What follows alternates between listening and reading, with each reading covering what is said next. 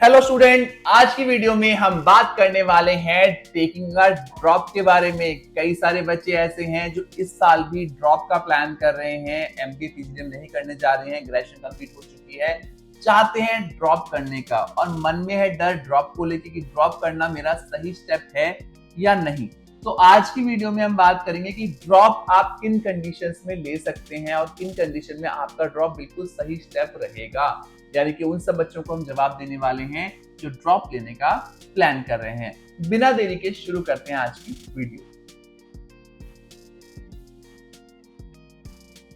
तो आज की वीडियो में हम बात करने वाले हैं उन सभी बच्चों के बारे में जो ड्रॉप लेने का प्लान कर रहे हैं। कैट की डेट ऑलरेडी अनाउंस हो चुकी है। काफी सारे बच्चे स्नैप, सैट, एनमैट, जीमैट काफी सारे एंट्रेंसेस के लिए प्रिपेयर कर रहे हैं टू परस्यू देयर एमबीए और पीजीडीएम प्रोग्राम। और ऐसे में कई सारे बच्चे ऐसे भी हैं जो ड्रॉप लेने का प्लान कर रहे हैं काफी सारे रीजंस के चलते हुए, और ऐसे में उनका डरना लाजमी है क्योंकि कई सारे लोग ने डरा देते हैं ड्रॉप करेंगे तो प्रोफाइल वीक हो जाएगी, ड्रॉप करने के बाद जॉब अपॉर्चुनिटीज नहीं मिलेंगी, ड्रॉप करने से उनकी जिंदगी में काफी कुछ बदलाव आएगा, मैनेजमेंट की फील्ड में अगर आगे बढ़ना चाहेंगे तो नहीं बढ़ पाएंगे। तो ऐसे में हमें लगा कि हमें वीडियो बनाना जरूरी है और आपको बताना जरूरी है कौन से 3 केसेस में आपका ड्रॉप करना काफी सही डिसीजन रहेगा आपके अपने केस में। तो आइए शुरू करते हैं आप आज की वीडियो और बताते हैं आपको उन 3 केसेस के बारे में। पहला केस है जिसमें अगर आप ड्रॉप लेते हैं तो आपको कोई प्रॉब्लम नहीं होगी, वो होने वाला है आपका जॉब का केस। अगर आपको ग्रेजुएशन के बाद एक डिसेंट पैकेज की जॉब मिल गई है, एग्जांपल अगर आपने बीटेक किया है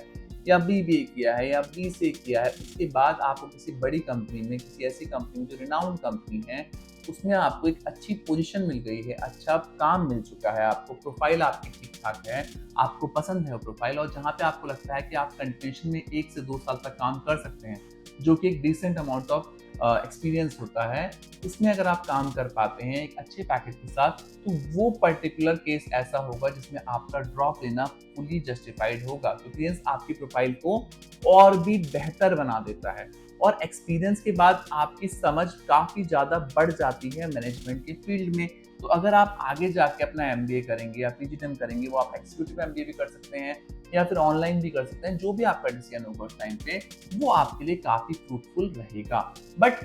ये सिर्फ उस केस में रहेगा जब आपके जॉब आपके फील्ड से रिलेटेड है या आपके मतलब की। अगर आप कोई छोटी मोटी जॉब कर लेते हैं, आप किसी कॉल सेंटर में हैं या ऐसे डोमेन में चल जाते हैं जो आपके डोमेन से रिलेटेड ही नहीं है, जहां पे आप काम तो कर रहे हैं बट सैलरी इंडस्ट्री में बहुत कम है, तो उस केस में नहीं रहेगा। तो don't get confuse between both the cases. ये केस उन बच्चों के लिए है जिनके पास जो जॉब आ रही है उनकी फील्ड से रिलेटेड आ रही है, या नहीं भी आ रही है तो प्रोफाइल अच्छी मिल रही है, जिसमें उनको मजा आ रहा है, जिसमें वो काफी कुछ सीख रहे हैं, क्योंकि आगे जाके इस पे कई सारे क्वेश्चंस खड़े होंगे जब आप बाद में अप्लाई करेंगे आपके एक्सपीरियंसेस को लेके, आपकी चीजों को लेके, तो उसमें आपका काम का अच्छा होना काफी जरूरी है। तो इस सिनेरियो में आपको कोई भी प्रॉब्लम नहीं आने वाली। दूसरा इंपॉर्टेंट केस होने वाला है बिजनेस का केस। कई सारे ऐसे बच्चे हैं जिनकी फैमिली के बिजनेसेस हैं और वो अपनी ग्रेड के बाद अपने फैमिली बिजनेस में इन्वॉल्व हो जाते हैं। अगर आप भी उन्हीं बच्चों में से एक हैं जो अपने फैमिली बिजनेस में इन्वॉल्व हो चुके हैं, तो आपके लिए कुछ साल काम करना काफी इंपॉर्टेंट है।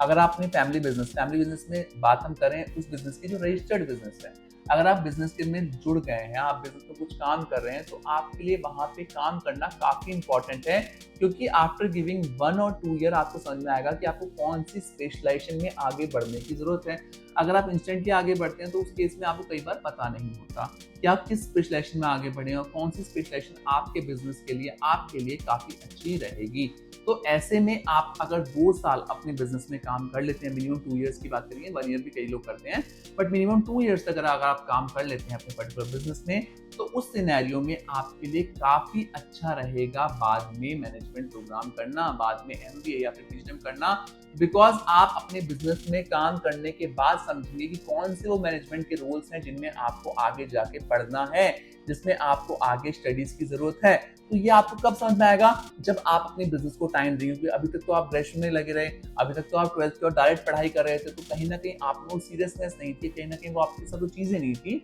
जिसमें आपको क्लैरिटी मिल पाए कि आपके पर्टिकुलर फैमिली बिजनेस में आपको कौन सी प्रोफाइल में आगे बढ़ना है, या कैसे अपने बिजनेस को आगे बढ़ाने के लिए कौन से डिपार्टमेंट पे आपको ज्यादा काम करना है। तो ऐसे में अगर आप 2 साल तक अपना फैमिली बिजनेस देखते हैं, तो वो सिनेरियो आपके लिए काफी अच्छा है। उस सिनेरियो में आप आगे बढ़ के काम कर सकते हैं। तीसरा और इवन चौथा पॉइंट हम एक साथ ही क्लब करेंगे, बिकॉज कई सारे बच्चे दोनों पॉइंट में फंसे होते हैं, मैं इसको एक साथ ही क्लब कर रहा हूँ।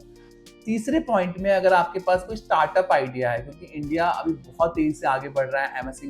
एमएसएमई को लेके काफी कुछ बदलाव आते रहते हैं, कई सारे लोग बिजनेस को लेके आगे बढ़ रहे हैं और कई सारे लोगों के कई सारे आइडिया भी इंडिया में आगे बढ़ाए जा रहे हैं। शार्क टैंक में लेटेस्टली देखा गया कई सारे यंग एंटरप्रेन्योर्स ने पार्टिसिपेट किया और अपने आइडिया से बहुत बड़े बिजनेस को जन्म दिया। तो अगर आपके पास कोई ऐसा आइडिया है, कोई बिजनेस आइडिया ऐसा है जिसपे आपको लगता है कि आपको काम करना चाहिए, कुछ साल देखना चाहिए, तो वो टाइम आपको वेस्ट नहीं करना चाहिए, आपको अपने बिजनेस पे काम करना चाहिए। और अगर आपका बिजनेस आपको लग रहा है कि उस लेवल पे बढ़ सकता है, तो आप मिनिमम 1 से 2 साल का टाइम अपने बिजनेस को दे सकते हैं और उसको देने के बाद अगर आप अपने एमबीए पीएचडी करना चाहेंगे, तो वो आपके लिए और भी बेहतर विकल्प आगे जाके लेके आएगा। तो उस सिनेरियो में भी आपको प्रॉब्लम नहीं आने वाली, जहाँ पे आप